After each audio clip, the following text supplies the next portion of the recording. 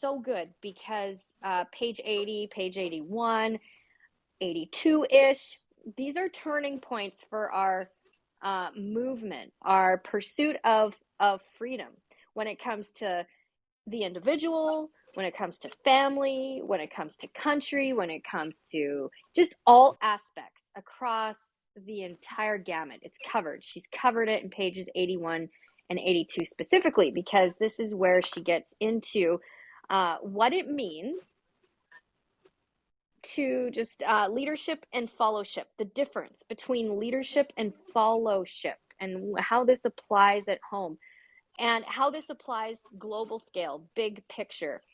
Uh, I want to share a little bit. I think we have some time today, Greg, where I can just unpack a little bit about this concept. So how can we be a good follower without being just a passive non-leader?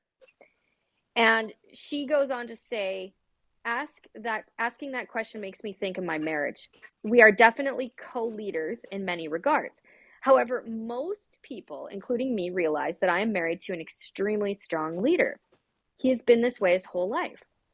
Growing up, all the kids wanted to do whatever her husband was doing. And so when you're married to someone like that, how do you balance it out, right? How do you balance it out? And she brings it into the home zone. And if you take the time, get your hands on the book, you're going to learn, if you've got it together at home, how you can take those same principles and apply them outside to any capacity. The sky's the limit of what you want to do.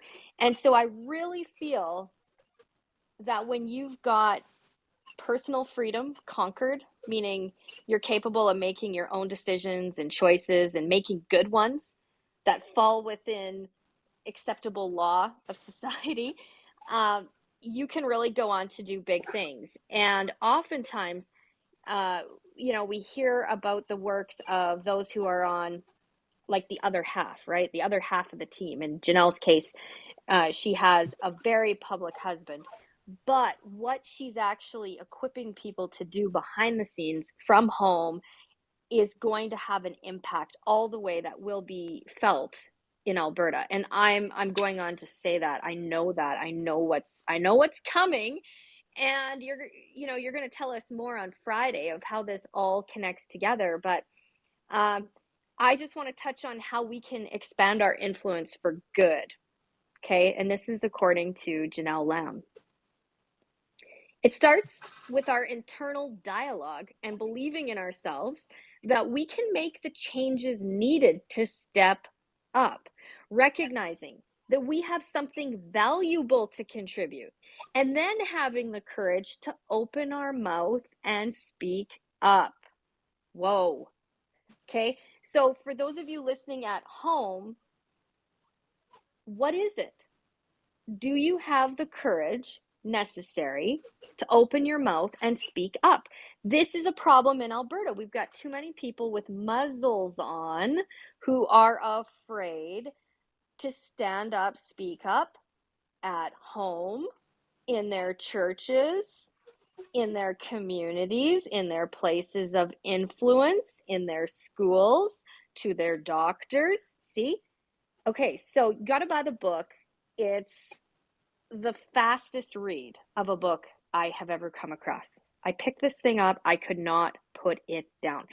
I was referencing from pages 75 through 81. Make a note of that, because this book for me was a real battle plan. It helped me go, oh my goodness, I get it. Click, click, click, click. And how when we step up in confidence and we speak up, what it does for others and what we are capable of doing. Janel Lamb went on to be the honorary co-chair of a committee, and I found it very inspiring, because I wondered, how do you handle, or how are you qualified to be a leader? That's a question I've had politicians secretly they'll phone and say, Val, Like, what qualifies you to have these high level talks? Like, what's your deal? And at times, I would come down to their level and share, well, you know, I have courage, check, check. I have good ideas, check, check. I'm available. I like to help people, check, check, check.